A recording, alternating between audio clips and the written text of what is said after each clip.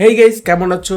আজকে আমরা রাক্ষস সিনেমার আমাদের এক্সপিরিয়েন্স কেমন ছিল, কিভাবে আমরা দেখতে গিয়েছি, এই সকল কিছু নিয়ে ডিটেলসে আলোচনা করব। তো হ্যাঁ, ভিডিও শুরু করা যাক। তো দম সিনেমাটা দেখলাম আগের মানে ঈদের দিনই দম সিনেমাটা দেখে ফেলছিলাম, বর্ণলতা দেখে ফেলছিলাম, তারপরে হচ্ছে এর আগে সকালে প্রিন্স হচ্ছে দেখে ফেলেছিলাম। হ্যাঁ প্রিন্স দেখে ফেলেছিলাম। তারপরে হচ্ছে আমরা পরের দিনে টিকিট কেটে রেখেছিলাম যে আমরা পরের দিন আসলে রাক্ষস সিনেমাটা দেখবো 11টা 20-এর শোতে সনি স্কোয়ারে। জি, তো কথা অনুযায়ী আর কি আমরা 11টার দিকে রওনা দিলাম বাসা থেকে। তো 11টা 20-এর শো যেহেতু 5 মিনিট আগে যা পৌঁছালাম সেখানে যাই দেখি ভাই লম্বা লাইন। অনলাইনে টিকিট তো লম্বা লাইন থাকেই। তো সাগর আসলে বলছিলাম যে তুই উপরে যা লাইনে দাঁড়া আর আমি হচ্ছে নিচে লাইনে দাঁড়াই, যেটা আগে পাই আর কি। তো অলমোস্ট আমি আর কি নিচ থেকে পেয়ে গেলাম টিকিটটা। পরে এখানে যা সাগরে ডাক দিয়ে ভিতরে ঢুকে গেলাম। তো ভিতরে ঢুকে যাওয়ার পরে মোটামুটি দেখি যে 11টা 22 বেজে গেছে, তারপরে তারা শো শুরু করে নেয়। জাতীয় সঙ্গীত বাজতেছিল হ্যাঁ, তখন। তো তারপর আমরা- আমাদের সিট খুঁজে সেখানে বসে যাই অ্যান্ড একেবারে শুরু থেকে সিনেমাটা দেখা শুরু করি। সিনেমাটার জন্য অনেক এক্সাইটেড ছিলাম। একেবারে শুরুর দিকেই সিনেমা বুঝিয়ে দিছে যে একটা ভালো সিনেমা আমরা দেখতে যাইতেছি। আর ফার্স্টেই যখন ভাই দেখছি যে সিয়াম আহমেদ পুরো রক্ত দিয়ে গোসল করতেছে, ওই সিনটা দিয়ে আর কি মানে হুক করে ফেলছিল আমাদেরকে। তো তারপরে সেই রক্তের সিনের পরই আমাদের সেই রক্ত দিয়ে কেন গোসল করতেছে সেটার হ্যাঁ, ব্যাক গল্পটা- স্টোরি দেখাইছে। তো গল্পটা- এটা জোশ ছিল একটা বিষয় যে আগে তোমাকে একটা জিনিস দেখায় হুক করো, তারপরে সেই হুকটার রিপ্লাই দাও সুন্দরভাবে। এখন তোরে কয়েকটা প্রশ্ন করি সাগর। সিয়াম আহমেদের যে ক্যারেক্টারটা রুশো, হুম, তো রুশোর ক্যারেক্টারটা কেমন লাগছে তোর কাছে? শোন, রুশোর ক্যারেক্টারটা হচ্ছে অনেক কন্ট্রোভার্সিয়াল। ও কি করে, ও নিজের রাইট মনে করে বাট অনেক দিকে ও রং। কিন্তু সমাজে এরকম মানুষ এখন প্রয়োজন আছে। হ্যাঁ। রং মানুষের প্রয়োজন আছে, কারণ এরা নীতিগত দিক দিয়ে ঠিক আছে, একটা ভালো কিছু করার জন্য সে অনেক খারাপ হইতেও রাজি আছে। তো এই বিষয়টা অনেক অসম ছিল। মানুষরা বর্তমানে এদেরকে পছন্দ করে না তেমন একটা, বলে কি যে আলফা মেল, এরা কিসের জন্য এগুলা করতেছে। বাট এরকম আমার মনে হয় যে সত্যের জন্য পদক্ষেপ নেওয়ার দরকার আছে। হ্যাঁ, গল্পটা তো আর কি, আর ওই গল্পটা তোর কাছে মানে কেমন লাগছে যে হচ্ছে একজন প্রফেসর, ইউনিভার্সিটির একজন প্রফেসর স্টুডেন্টের সাথে প্রেম, এই জিনিসটা কেমন লাগছে? হ্যাঁ ঠিক আছে, রোম্যান্সের পার্টটা ঠিকঠাক ছিল, সুন্দর ছিল, এটা নিয়ে আমার কোনো কমপ্লেন নাই। রোম্যান্সের পার্ট সুন্দর ছিল, অ্যাকশনের পার্ট সুন্দর ছিল। এখন ইন্ডিয়া থেকে যে নায়িকা আনলো, সুস্মিতা, সুস্মিতা সেন না সুস্মিতা চ্যাটার্জি, সুস্মিতা সেন হয়তো, আচ্ছা যাই হোক সুস্মিতা বলি আর কি। তো ওর অভিনয় কেমন লাগছে? অসাধারণ। ও আর সিএমের জন্য তো ফুল সময় স্ক্রিনে শুরুর দিকে আটকায় ছিলাম, তারপর যখন সোহেল মন্ডল আসে তখন তো পুরাই খায়া দিচ্ছে সব পুরা সিন। ব্যাকগ্রাউন্ড মিউজিক সোহেল মন্ডলের সময় অসাধারণ এই অসাধারণ। যে সোহেল মন্ডলের কথা বললি, ওনার কথাটা বললে ভাই মুখে অটোমেটিক আর হাসি চলে আসে, মানে এত সুন্দর অভিনয়। এটা নিয়ে আমরা রিভিউ বাইতে আলাদা করে একটা ভিডিও বানাবো।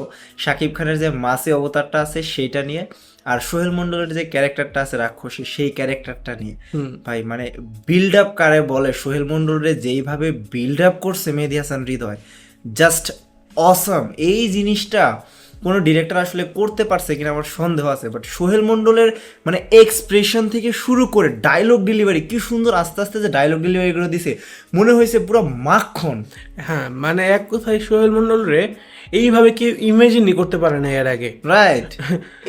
কেউ কল্পনাই করতে পারে না যে এইভাবে তার স্ক্রিনে আদৌ কোনোদিন প্রেজেন্ট করা যাবে, সেই জিনিসটা করে দেখাইছে। এই যে অনেকেই বলতে শুনছি যে রাঘব জোয়াল যেমন ওই যে কিল মুভির মাধ্যমে নিজের একটা অসম ভাবে প্রেজেন্ট করে আর নিজের ক্যারিয়ার দাঁড় করাইছে, আমার মনে হয় সোহেল মন্ডলের জন্য এই মুভিটা সেই মুভি যে এখন এরপর থেকে দেখবো আমরা তারা আরো সুন্দর সুন্দর এরকম ইম্পর্টেন্ট ক্যারেক্টারে। এই জিনিসটাই দেখ, রাঘব জুয়েলের আমরা কি দেখতাম, ছোটখাটো Comedian হিসেবে দেখতাম, নর্মালি normal। ছোটখাটো ক্যারেক্টার করতো, এবিসিডিতে যে ডান্স করতো।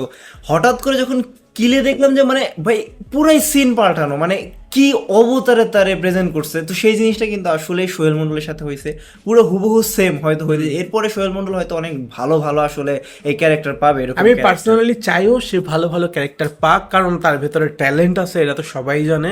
অসম ভাবে স্ক্রিনে সবাইকে ধরে রাখতে পারে তার অ্যাক্টিং এর মাধ্যমে।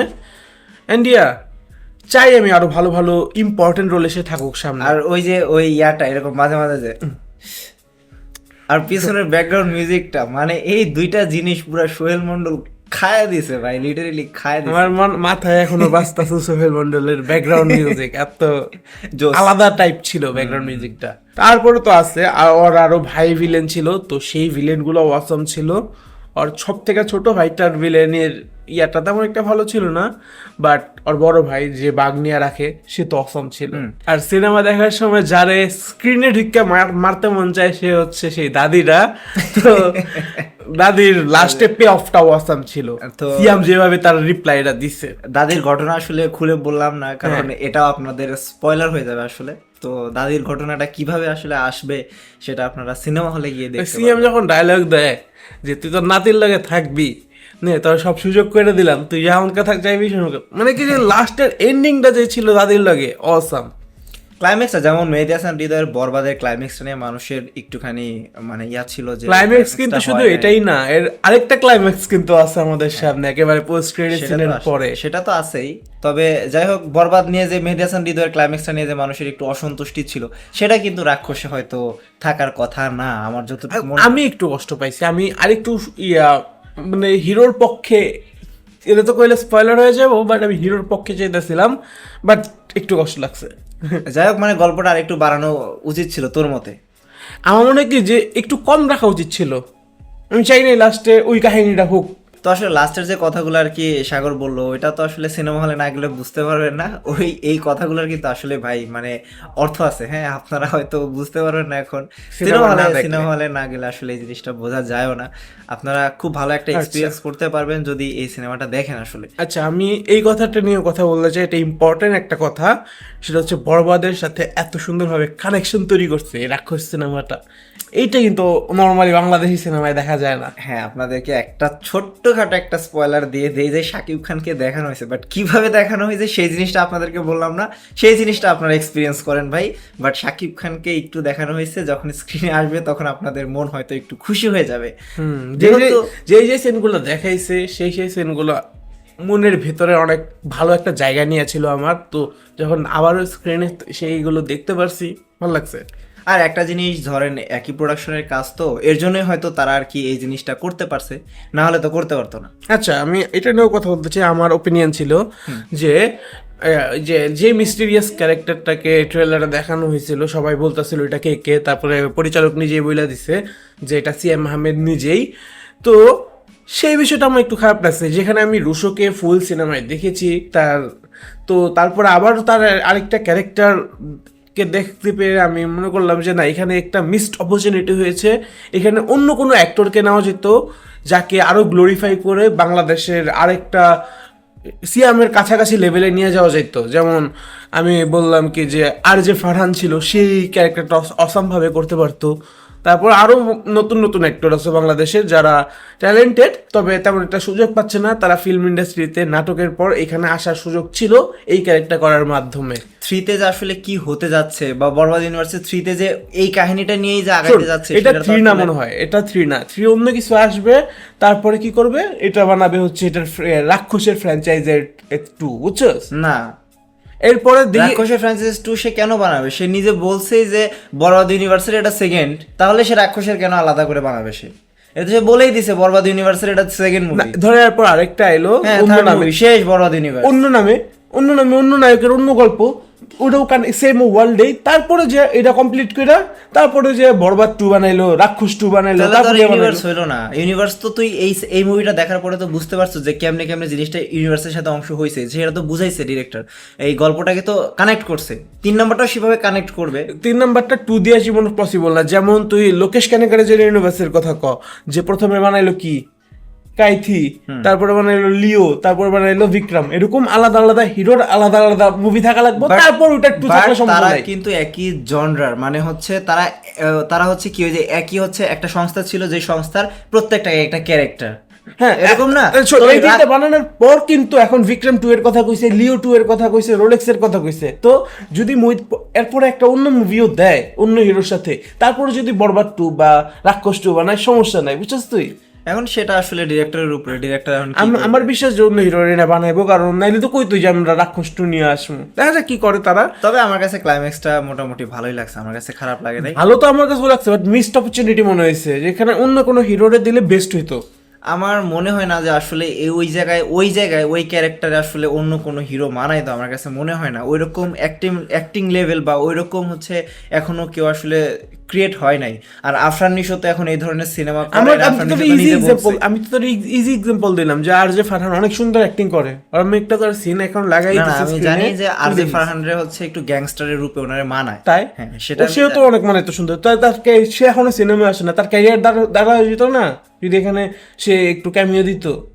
হইতে পারে, বাট এখন আসলে সবাই তো আসলে মুভির জন্য না, এখন সেটা তো আসলে ডিরেক্টররা বুঝবে যে আসলে কারে নেওয়া যায় না নেওয়া যায়। তো এটা নিয়ে আসলে আর ইজি কথা, যদি সিএমলো যদি তাণ্ডবের সুযোগ না দিত এরকম অসাম ক্যারেক্টারে, তাহলে তো এই মুভিটা পাইতো না, তাহলে তো এই মুভিটা পাইতো না। তাই সুযোগ দেওয়া লাগবে, মানুষরা বুঝাইতে বুঝে এই অ্যাক্টরটারে এই পসিবিলিটি আছে, যেমন সোহেল মন্ডলের সুযোগটা করে দিছে, বুঝছো? আমার মনে হয় যতটুকু এখন দেখা যায় অত বড় সমস্যাও না। বাট পরিচালক যেহেতু মেহেদী হাসানের আমি এখন অনেক বড় ফ্যান, যেহেতু সে ভালো ভালো দুইটা সিনেমা দিয়েছে আমাদের সামনে, তো তার কাছে সেই ক্ষমতাটা আছে, সে নতুন নতুন হিরোদেরকে তৈরি করে দিতে পারবে। বাংলাদেশের দরকার এরকম অসাম সামনে হিরো যারা ইন্ডাস্ট্রির হাল ধরবে। মেহেদী হাসান হৃদয় আসলে এখন মানে বাংলাদেশের কমার্শিয়াল মাসি সিনেমার আসলে বস বলা যেতে পারে। এটাই তুই রাহান রাফির পরেই ওরা রাখতে পারোস, কমার্শিয়াল সিনেমার জন্য তাকে আসলে বস বলা যেতে পারে। সে আসলে বড় সড়ো বিষয় নিয়ে আসলে খেলাধুলা করে, সে নর্মাল বিষয় নিয়ে খেলাধুলা করে না আসলে। আপনি সেটা বরবাদ আর রাক্ষস এই দুইটা সিনেমায় যথেষ্ট ওনার জন্য, মানে ওনার নামে প্রশংসা করার জন্য, ঠিক আছে। তো এরপরেও যেটা বানাবে হয়তো সেটাও অনেক ভালোই হবে মাসি হিসেবে। তো দেখা যাক আসলে কি হয়। আর রাক্ষস নিয়ে আমাদের আসলে কোনো অভিযোগ নাই, রাক্ষস আমাদের কাছে খুবই ভালো লেগেছে। আমরা সেটা আমাদের রিভিউতে বলেছি, আমাদের রিভিউ বাই চ্যানেলের রিভিউটা দেখে আসতে পারেন আপনারা যদি রিভিউটা দেখতে চান। আর মুভি শেষে আসলে মানুষের যে এক্সপেকটেশন থাকে হল থেকে বের হওয়ার, আমাদের পুরা হলের হচ্ছে অবস্থা হাউসফুলই ছিল নাকি সাগর? আমরা তো দেখি নাই যে খালি ছিল, পুরো হাউসফুল। তো লাস্টে মানুষজন আসলে তৃপ্তি নিয়েই বের হয়েছে যতটুকু দেখেছি, কেউ আসলে কোনো নেগেটিভ কিছু বলেনি। হ্যাঁ, সুন্দর বিষয় হচ্ছে এবারে এখন পর্যন্ত যা যা মুভি দেখছি সবগুলোই ভালো, একেবারে অখাদ্য না, ফালায়া দেওয়ার মতো না। হ্যাঁ।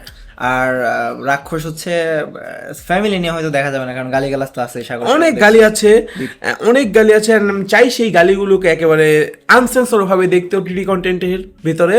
তারপর হচ্ছে অনেক ব্রুটালিটিও আছে। তারপরে এটা ফ্যামিলির সাথে দেখার মুভি না একেবারেই, তো 18+ মুভি লেখাও আছে। হ্যাঁ, ওকে, তাহলে এই ছিল আমাদের রাক্ষস নিয়ে এক্সপিরিয়েন্স। আপনাদের রাক্ষস সিনেমাটা যদি আপনারা দেখে থাকেন তাহলে আপনাদের কেমন লেগেছে সেটা আমাদেরকে কমেন্টে জানাতে পারেন। আর আমাদের চ্যানেলটা সাবস্ক্রাইব করে না থাকলে চ্যানেলটা সাবস্ক্রাইব করতে পারেন। হ্যাঁ, দেখা হবে আপনাদের সাথে পরের ভিডিওতে। বাই।